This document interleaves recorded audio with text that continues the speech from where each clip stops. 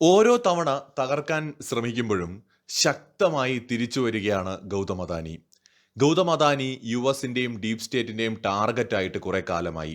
Anti ഇന്ത്യൻസിൻ്റെ ലോകമൊട്ടാകെ സ്വാധീനമുള്ള anti Indian ഗ്രൂപ്പുകളുണ്ട്. സമ്പന്നരായിട്ടുള്ള കുറേ മനുഷ്യരാണ്. അവരുടെ ഉദ്ദേശങ്ങളെക്കുറിച്ച് ഞാൻ ഈ വീഡിയോ പറയുന്നില്ല, നിങ്ങൾക്കൊക്കെ അറിയാം. സോ അങ്ങനെയുള്ള ഗ്രൂപ്പുകളുടെയൊക്കെ കണ്ണിലെ കരടാണ് ഗൗതം അദാനി.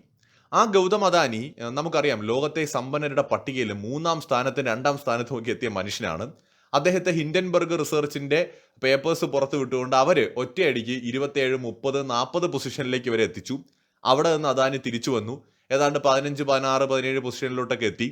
അപ്പോൾ വീണ്ടും അദ്ദേഹത്തിനെതിരെ ഇപ്പോൾ അമേരിക്ക ഒരു വ്യാജമായ പരാതിയുടെ അല്ലെങ്കിൽ കണ്ടെത്തലുകളുടെ പേരിൽ ഒരു നടപടിയെടുത്തു. അത് കാരണം വീണ്ടും അദ്ദേഹത്തിന്റെ ആസ്തിയിൽ വലിയ ഇടിവ് പറ്റി. എന്നാൽ അവിടെ നിന്ന് ഗൗതം അദാനി ഇപ്പോൾ വീണ്ടും തിരിച്ചു വരികയാണ്. ഇപ്പോൾ ലേറ്റസ്റ്റ് നമ്മൾ നോക്കുമ്പോൾ അദ്ദേഹത്തിന്റെ ആസ്തി $66 ബില്യൺ ആണ്. 24-ാം സ്ഥാനത്താണ്. നേരത്തെ ഏകദേശം 80-88 ബില്യൺ വരെ എത്തിയതാണ്. വീണ്ടും ഗൗതം അദാനി ഇപ്പോൾ 66 ബില്യണിലേക്ക് പോയി. പക്ഷേ കഴിഞ്ഞ കുറച്ച് ദിവസമായിട്ട് അദ്ദേഹം ഒരു തിരിച്ചുവരവിന്റെ പാതയിലാണ്. ഏകദേശം $6.2 ബില്യൺ അദ്ദേഹത്തിന്റെ ആസ്തിയിൽ ഇപ്പോൾ കൂട്ടിച്ചേർത്തിട്ടുണ്ട്. സോ ഗൗതം അദാനി എന്തുകൊണ്ട് ടാർഗറ്റ് ചെയ്യപ്പെടുന്നു എന്ന് ചോദിച്ചാൽ പലപ്പോഴും നമ്മൾ സംസാരിച്ചു കഴിഞ്ഞു. ഇന്ത്യയുടെ പല തന്ത്രപരമായ നീക്കങ്ങളിലും ഗൗതം അദാനിയുടെ കമ്പനിക്ക് ഒരു പങ്കുണ്ട്. ജിയോ പൊളിറ്റിക്സിനകത്ത് ഇന്ത്യയുടെ സപ്ലൈ ചെയിൻ ഡെവലപ്പ് ചെയ്യുന്നതിൽ ട്രേഡിൽ നിർണായകമായ സ്വാധീനം അല്ലെങ്കിൽ പങ്കാളിത്തം ഗൗതം അദാനിക്കും അദ്ദേഹത്തിന്റെ പോർട്ടുകൾക്കുമുണ്ട്. ഇതൊക്കെ കൊണ്ടുകൂടിയാണ് അദ്ദേഹം ടാർഗറ്റ് ചെയ്യപ്പെടുന്നത്. എന്നാൽ ഗൗതം അദാനിക്കൊപ്പം തങ്ങളുണ്ട് എന്ന് തുറന്നു പറഞ്ഞിരിക്കുകയാണ് ഇസ്രയേൽ. ഇത് വളരെ ഇൻട്രസ്റ്റിംഗ് ആയിട്ടുള്ള ഒരു കാര്യമാണ്. ലോകത്ത് അദാനിയെ തുറന്ന് സപ്പോർട്ട് ചെയ്ത ആദ്യ രാജ്യമായിട്ട് ഇസ്രയേൽ അങ്ങനെ മാറുകയാണ്. അമേരിക്കയിൽ അദാനിക്കെതിരായിട്ട് നടക്കുന്ന നീക്കങ്ങളൊന്നും ഇസ്രയേൽ ഗൗനിക്കുന്നേയില്ല എന്ന് മാത്രമല്ല, ഇസ്രയേൽ അദാനി ഗ്രൂപ്പിന്റെ പിന്നിൽ ശക്തമായി തന്നെ നിൽക്കുകയുമാണ്. നമുക്കറിയാം, ഇസ്രയേലിലെ ഹൈഫ പോർട്ടിന്റെ നടത്തിപ്പ് ഏറ്റെടുത്തിരിക്കുന്നത് ഗൗതം അദാനിയാണ്. India, middle east, Europe economic കോറിഡോറിൽ നിർണായകമായ ഒരു പോർട്ടാണ് ഹൈഫ തുറമുഖം. ആ ഒരു തുറമുഖം ഇന്ത്യൻ കമ്പനി തന്നെ ഏറ്റെടുത്തതിലൂടെ ഈ ഒരു ട്രേഡ് റൂട്ട് സെറ്റ് ആവുന്ന സമയത്ത് സപ്ലൈ ചെയിനിൽ ഇന്ത്യക്ക് സുപ്രധാനമായ ഒരു പങ്കാളിത്തവും ഒരു മേധാവിത്വവും കൈവരികയും ചെയ്യും.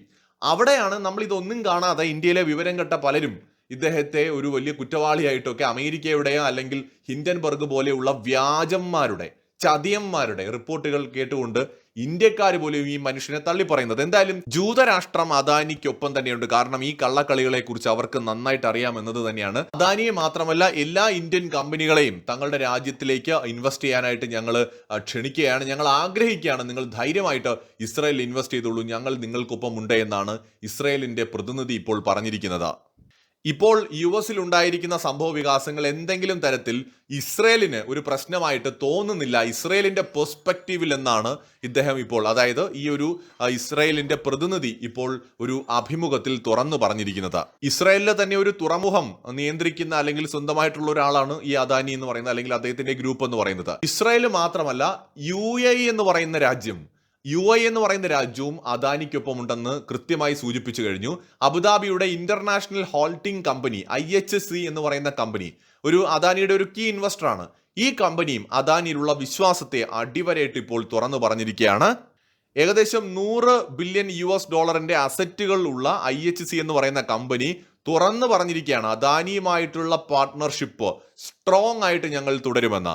അതോടൊപ്പം തന്നെ ശ്രീലങ്കൻ പോർട്ട് അതോറിറ്റി അദാനി ഗ്രൂപ്പിലുള്ള വിശ്വാസവും കോൺഫിഡൻസും ശക്തമായിട്ട് അവരും തുറന്നിപ്പോൾ സമ്മതിക്കുകയാണ്, പറയുകയാണ് അദാനിയിൽ ഞങ്ങൾക്ക് വിശ്വാസമുണ്ട്, കോൺഫിഡൻസ് ഉണ്ട്. കൊളംബോ പോർട്ടിൽ $1 ബില്യൺ ഇൻവെസ്റ്റ്മെന്റ് ആണ് ശ്രീലങ്കയിൽ അദാനി ഗ്രൂപ്പിനുള്ളത്. നോക്കൂ, അദാനിയുടെ പ്രാധാന്യമാണ് നമ്മൾ കാണേണ്ടത്. ഈ കൊളംബോ പോർട്ടിൽ $1 ബില്യൺ അദ്ദേഹം ഇൻവെസ്റ്റ് ചെയ്യുന്നു എന്ന് പറയുമ്പോൾ ഒരു ടെർമിനൽ അദാനി ഗ്രൂപ്പ് അവിടെ ഏറ്റെടുക്കുകയാണ് സ്വാഭാവികമായിട്ടും. കൊളംബോ പോർട്ട് എന്ന് പറയുന്നത് ഓൾറെഡി എസ്റ്റാബ്ലിഷ്ഡ് ആയിട്ടുള്ള ഒരു പോർട്ടാണ്, ശ്രീലങ്കയുടെ ഏറ്റവും പ്രധാനപ്പെട്ട പോർട്ടാണ്.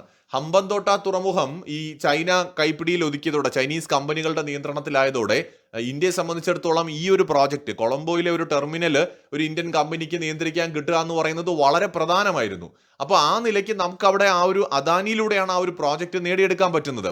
ഇപ്പൊ ഇന്ത്യ ഗവൺമെന്റിന് നേരിട്ട് പോയി എടുക്കാൻ പറ്റില്ലല്ലോ. ഈ ഒരു പോർട്ട് നിർമ്മാണത്തിലും ഇൻഫ്രാസ്ട്രക്ചർ രംഗത്തും എക്സ്പീരിയൻസ് ഉള്ള ഒരു കമ്പനിക്ക് മാത്രമേ ഇതൊക്കെ സാധ്യമാകൂ. ആ നിലയ്ക്ക് ഇന്ത്യൻ കമ്പനിക്ക് ഇത് കിട്ടുക എന്ന് പറഞ്ഞാൽ ഇന്ത്യയുടെ നിയന്ത്രണത്തിലാണ് ഇത് വരിക എന്നുള്ളതാണ് ഇതിലെ പ്രത്യേകത.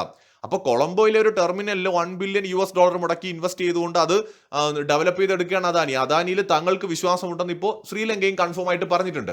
ഇപ്പൊ ഹൈഫ തുറമുഖം, കൊളംബോ പോർട്ട്, ഇങ്ങനെ തന്ത്രപരമായിട്ടുള്ള പല തുറമുഖങ്ങളും, ലോകത്ത് തുറമുഖങ്ങൾ, ഇൻഫ്രാസ്ട്രക്ചർ രംഗത്തെ പ്രധാനപ്പെട്ട മേഖലകളിലൊക്കെ അദാനി ഗ്രൂപ്പ് ഇന്ത്യക്ക് വേണ്ടി പ്രവർത്തിക്കുന്നുണ്ട്.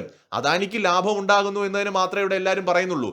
അത് ജിയോ പൊളിറ്റിക്സിൽ സ്ട്രാറ്റജിക്കലി നമ്മുടെ രാജ്യത്തിന് കിട്ടുന്ന, അതുവഴി കിട്ടുന്ന ആ ഒരു ഇമ്പോർട്ടൻസ്, ഒരു സ്വാധീനം ഇവിടെ ആരും സംസാരിക്കുന്നില്ല.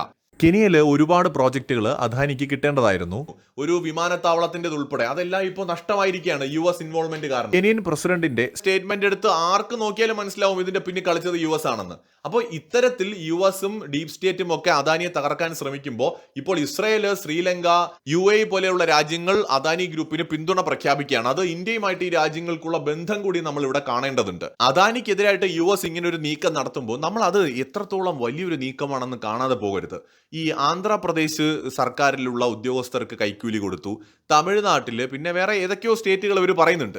അപ്പോൾ ഇവിടെയൊക്കെ ഇങ്ങനെ കൊടുത്തു എന്ന് പറയുമ്പോൾ പ്രശ്നം, ഇവിടെ എല്ലാം അദാനിക്ക് ചില പ്രോജക്റ്റുകളുണ്ട്. അപ്പോൾ ഇങ്ങനെയുള്ള പ്രോജക്റ്റുകളെല്ലാം തന്നെ കിട്ടിയത് ഈ കൈക്കൂലി കൊടുത്തിട്ടാണ് എന്ന് പറഞ്ഞുകൊണ്ടുള്ള ഒരു അർത്ഥം അതിനകത്ത് വരികയാണ്. അങ്ങനെ വരുമ്പോൾ ഇന്ത്യയിലെ പ്രതിപക്ഷ പാർട്ടികൾ എന്ത് ചെയ്യും?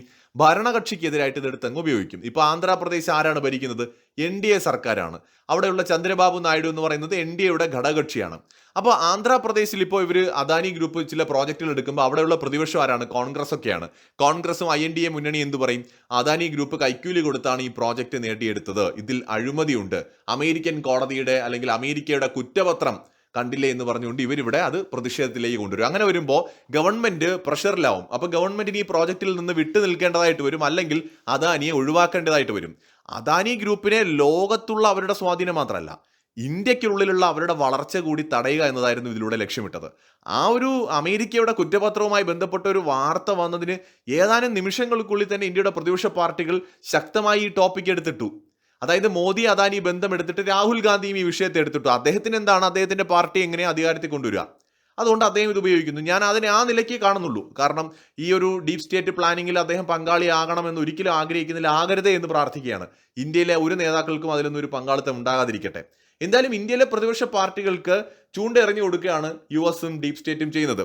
അദാനിയെ തകർത്തു കഴിഞ്ഞാൽ ഒരു വെടിക്ക് രണ്ട് പക്ഷി എന്ന് പറഞ്ഞതുപോലെ ഇന്ത്യയുടെ ആഗോള തലത്തിലുള്ള പല മേഖലയിലെയും സ്വാധീനവും കുറയ്ക്കാൻ പറ്റും. അദാനി ഉപയോഗിച്ചുകൊണ്ട് മോദി സർക്കാർ ജിയോ പൊളിറ്റിക്സിനകത്ത് പല കാര്യങ്ങളും ചെയ്യുന്നുണ്ട്. അതിലൊന്നാണ് നേരത്തെ പറഞ്ഞ ശ്രീലങ്ക, മറ്റൊന്നാണ് ഹൈഫ തുറമുഖം. ഇപ്പോൾ അദാനിക്ക് അല്ലാതെ അംബാനിക്ക് പോയിട്ട് അത് ഏറ്റെടുക്കാൻ പറ്റില്ല, അല്ലെങ്കിൽ ടാറ്റയ്ക്ക് പോയിട്ട് അത് ഏറ്റെടുക്കാൻ പറ്റില്ല. കാരണം ഈ രംഗത്ത് ഓരോ മേഖലയിലും സ്വാധീനവും അറിവും എക്സ്പീരിയൻസും ഉള്ള കമ്പനികൾക്കേ അത് കിട്ടുള്ളൂ. അദാനി ഗ്രൂപ്പ് ഓൾറെഡി ഒരുപാട് പോർട്ടുകൾ ഹാൻഡിൽ ചെയ്യുന്നുണ്ട്. അടിസ്ഥാന സൗകര്യ മേഖലയിൽ വലിയ രീതിയിലുള്ള പ്രോജക്റ്റുകൾ ചെയ്ത് വിജയിപ്പിച്ച് സക്സസ് ആയിട്ട് നിൽക്കുന്ന ആൾക്കാരാണ്. സോ അങ്ങനെയുള്ള കമ്പനികൾക്ക് മാത്രമേ ഇത് കിട്ടുള്ളൂ. ഇപ്പോൾ പെട്ടെന്ന് ഒരു ദിവസം പോയിട്ട് റിലയൻസിന്റെ മുതലാളി അംബാനി ചെന്നിട്ട് ഹൈഫ തുറമുഖത്തിന്റെ നടത്തിപ്പ് അവകാശം ചോദിച്ചാൽ കിട്ടാൻ ഒരു ചാൻസും ഇല്ല, അതിനുള്ള സാധ്യത വളരെ കുറവാണ്. എന്നാൽ അദാനിക്ക് അത് കിട്ടും. അപ്പൊ നമ്മുടെ രാജ്യത്തിന്റെ പല നീക്കങ്ങൾക്കും അദാനി ഒരു പ്രധാന ഫാക്ടറാണ്. അംബാനിയും അദാനിയും ടാറ്റയും ഒക്കെ. ഏത് രാജ്യം എടുക്കൂ, ഇപ്പോ നമ്മുടെ US കാര്യം എടുക്കാം.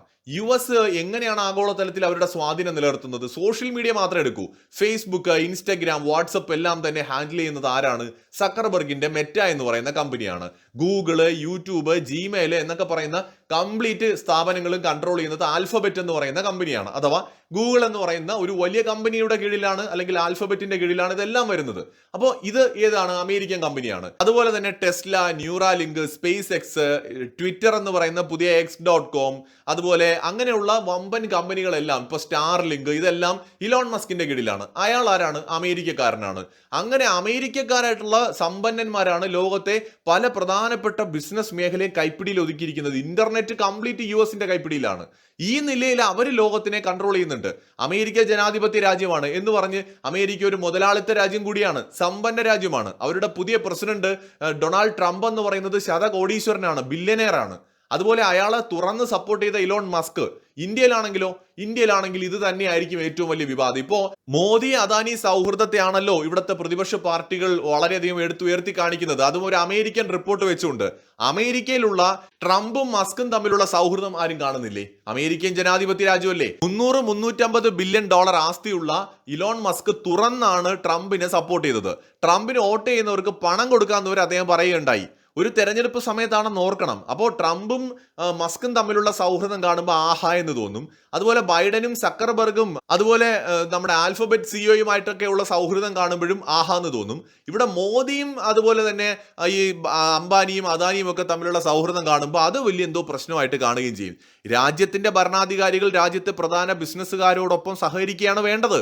അവർ ശത്രുക്കളല്ല. അവർ കൂടി ചേർന്നെങ്കിൽ മാത്രമേ രാജ്യത്തിന് വികസിക്കാൻ കഴിയുള്ളൂ. സമ്പന്നരുണ്ടെങ്കിലേ ഇവിടെ ബിസിനസ് സംരംഭങ്ങൾ ഉണ്ടാവുള്ളൂ. അവരുണ്ടെങ്കിലേ ഇവിടെ തൊഴിലവസരങ്ങൾ സൃഷ്ടിക്കപ്പെടുള്ളൂ.